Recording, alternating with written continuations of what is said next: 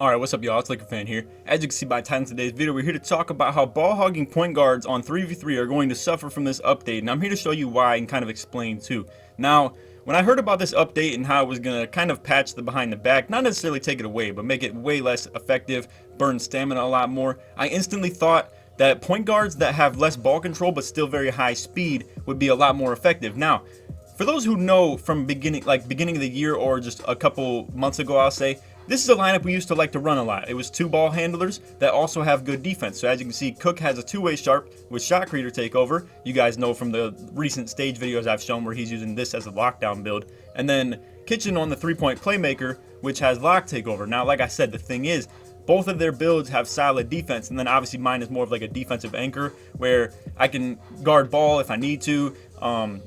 Mostly for rebounding's sake, I'm here for this. And then, like I said, you're gonna see the effects of the finisher later. But anyway, to explain what their lineup is, they have, and this is what a lot of people have kind of lived off of the last, I'd say 2 months, maybe even 3 months of 2K, where they have one point guard who's like 100 offense, 0 defense, and then one defender who's 100 defense, 0 offense. And then they have a rim sharp who kind of goes both ways, where it's like, you know, he's got the shooting ability, but he doesn't really bring much to the table offensively aside from that. Obviously, he's not going to take the ball, do anything with it. And then on defense, kind of lacks the mobility still. Now, again, the whole topic of this video is to explain how ball hogging point guards are hurting from this update. So what this is going to become a lot of is like switch everything defense. Now, don't get me wrong, he just cooked up right there, got a nice 3. But you're going to see this lockdown, right?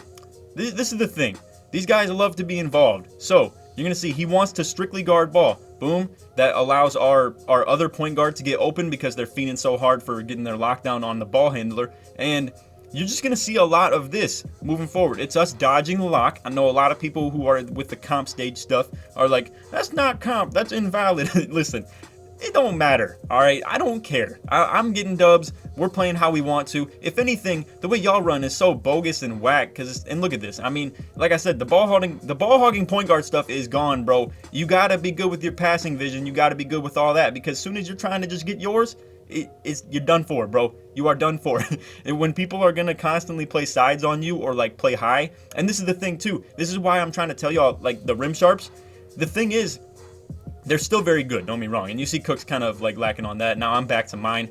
Good off-ball adjustments, but at the end of the day, the lock does get the take in the paint. I want to explain the deficit that rim sharps are facing now with this new update. So again, you're going to see this lock is really trying to get on the ball, but he can't get it, and then we get the play sharp in the pick and roll. But again, I want to talk about the rim sharps real quick. We'll get back to this whole dodging lock topic, and you see Kitch gets poked. But the rim sharps, the thing is, I feel like sides defense is going to become like the new quote-unquote meta, or like, you know, the way you're going to have to play defense, and point guards are just going to have to dot up. Now, the thing is, when you have a slower, less efficient finishing build at like your big man spot that you're going to have to run these slips on, it's going to be tough. Now, real quick, I'm gonna run one little breakdown thing here. Just we're gonna rewind this and just explain what the thought process is behind this. So what we're essentially doing right here, it's like a wrap, but I'm gonna get out the picture because I don't want this big man clogging up passing lanes. Now what we're doing basically, and they catch on to this, they were like, yo, like this pure lock's not gonna have to fight through a, you know what I mean? He can fight through a screen and just get off that. But you see, we're able to switch the matchup with the ball handler. So again, we get this play sharp on our ball handler, and that's what we like to see. Now, you're going to see these locks love to get involved when they're off ball too. You see this dude's like over here fiending for, he's trying to get some action, bro. These locks, they don't want to just get put in the corner like that. Now, the fact of the matter is, you run away from them, boom. You get three-pointer looks like that because you got a slow big, you got a bad defensive point guard in the pick and roll action. It's not beautiful. It's not a good thing, bro. But you see Cook's kind of approaching the defense on this dude the wrong way. He's trying to press him. The lock gets, you know, a couple buckets off that. Now, real quick, I'm gonna break one more thing down right here as far as like what we could have done differently on this. We honestly should have hit Cook on the pop right here, because as soon as Kitchen saw that they weren't doing the switch and he saw that his ball handler, you see I'm out the way so the big man can't be in the lanes. As soon as Kitchen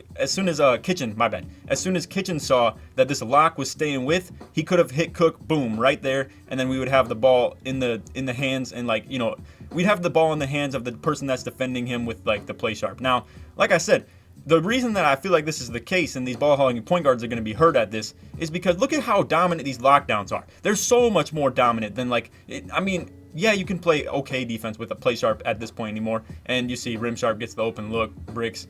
The thing is, you could play solid defense, I guess, with like play sharps anymore nowadays, but like it's not gonna be very effective. Now, right here, we get the guard on Cook and the small lock on me, which allows me to know like this is gonna be easy sides defense where they're just gonna pass each other off because they're around the same height. Easy slips or easy rolls. Right there, it wasn't necessarily a slip, it was more just like a pick and roll. But you see, like, bro, this screening game is just bad. I mean, look at this. You have nowhere to go other than to drive like he just did, but boom, you get scared on it. Because, I mean, you think that's just a bad play, but the fact of the matter is he has low finishing ability. His big man has low finishing ability. This player right here has good finishing ability, but it's not ever worth it in these guys' eyes to just give him the ball. I don't know why. But anyway, now I got my takeover on, and now it's showtime, bro. It is showtime. I'm so happy about this update because the thing is, it made finishers like me at least competent to run on 3v3. At first, before this patch, I'm gonna explain it to y'all like this. You know, you think like, oh, pick and roll is just hurting so bad off this update because it's so hard for guards to get open anymore. The fact of the matter is, and listen, ISO is definitely the move. I want y'all to understand that. This patch did not hurt ISO. If anything, it made it better in my opinion, especially with like driving point guards. But anyway, you see Cook helps off the lock a little bit right there. We give up the white three-pointer. Honestly, that's tough. But the thing is, everybody was hitting whites this game. It was wild. I mean, our team was, their team was. It was just all over the place. But anyway, like I said, my finisher, bro. Let's get back to that topic. So the thing is, this never used to be like competent or like able to do because it was like, oh, you want to take contested twos? Well, it's easy enough to get wide open ones anyway because that's all the mentality was in the first place. So it was like, oh, why would you even want to take it with your slash takeover? They're just going to give up a 2 anyway if you run pick and roll. The thing is, it's hard to score now. So a build like mine is actually kind of a bailout when I get my takeover where I can just get buckets like on demand if they help. If they help off the 3 at all, then we're getting three-pointer looks off that with the catch and shoots. It's actually a very competent thing to run this now, and I'm so happy about this update. But listen, I know a lot of you guys may like feel some type of way about this update. I really do think this is gonna be nice. Now, let me know your opinions in the comments. Don't let me bias your like standpoint and view on this. And again, you see the locks trying to get involved. Don't let me bias your standpoint and view on this. If you don't like this, tell me that you don't like it. If you do agree with me and that you like it, let me know that you like it. I just want to see your guys' feedback and what you guys think of the game now. But anyway, you see, I low-key, this is the thing that I'm doing. I'm playing for chase downs when I play these like outside guards. Obviously, you don't ever want to give them the three-point looks. But so now on this, I'm here to explain to you guys this. Obviously, when Cook gets his takeover, this is the nice thing about both our builds. When Cook gets his takeover, he can just take it. Like I said, he's a two-way sharp with a lot of playmaking upgraded, and then Kitchen is a playmaking play sharp with a lot of defense upgraded. Now, this is one thing that you guys should really stay keen on and like really pay attention to. This thing right here, you could take advantage of so many locks who just want to get on ball. You see, you know, and I'm going to give a quick little breakdown of just how this works in the defense's mentality. When they see Cook is going to the corner, this lock is like, oh, this dude ain't trying to get the ball. Let's make the switch. Like, he's like, well, for whatever reason, this shot creator takeover dude doesn't want the ball. So he's trying to come up high and then have the guy who's guarding inbound as soon as the pass is made. Because he's waiting for me to get the pass. And as soon as the pass is made, he's trying to jump up and he's trying to have the play sharp drop back to the corner. And honestly, bro, I just don't think it's as serious as that. I just don't think you need to do that. But to no avail, I already know what this dude's trying to do. I do this stuff on the regular. It is such an easy pass to make when you play the one lock, one ball handler, and then the ball handler has horrible defense lineups where you can just come up with, as the big man, catch this ball, boom, swing it over to the corner because the lock is trying to get on the ball. You see Kitchen moves over to the left, which makes it even harder for the lock to switch on as well. Honestly, what would be a good idea is to maybe go to the right to bait him, to let them think they can make this switch. But like I said, I know exactly what's going on with that. And you see he gets boxed, Cook hits another white. Like I said, we were hitting so many whites. This game was all over the place with that stuff. Their team was, our team was. Their lock even made one, which was pretty crazy with such a low three-point rating. But anyway, nonetheless, box score 21, 3, and 6 for our team, 9 of 9 shooting. We did have turnovers, and don't be wrong, the way that we're playing with this, where we're kind of dodging the lock, that will happen. Like I said, one thing that we can improve on personally is to kind of work that little pick and pop with the two guards thing that I was talking about, where if they don't switch it, then it is kind of like a safe haven and like a safe area to give the ball to like our other ball handler. If y'all know what I'm talking about, when I talked about that earlier, where I just can't paint, and then Kitchen would like run the pick and pop with Cook. If they switch it fully, then Kitchen just stays with the ball because that means we have the play sharp on him. And then if they don't switch it, then Cook should have an open look to at least get the ball. But anyway, one little thing that I want to explain, like I said, this lineup is going to be real fun to play with. To get back to the topic of the video and kind of finalize that, I'm just going to talk for like another minute here. To finalize the topic of the video, the reason I say these ball hogging point guards are hurt right now is because I feel like it's kind of double ball handler takeover now, or at least like more team involvement. And the fact behind that is when you have these dudes who just sit corner or cut and do nothing but that, it's just, I don't think it compares. I don't think it compares. Now, don't get me wrong. Like I said, the other thing that makes it so OP too is that lockdowns are becoming so crazy, like so overpowered. But like I said, having two ball handlers allows you the relief of it. Don't get me wrong, off ball, trying to get the ball to the guy that doesn't have the ball, doesn't have the lockdown on him, it can be a little tough. Passing lanes can be tough.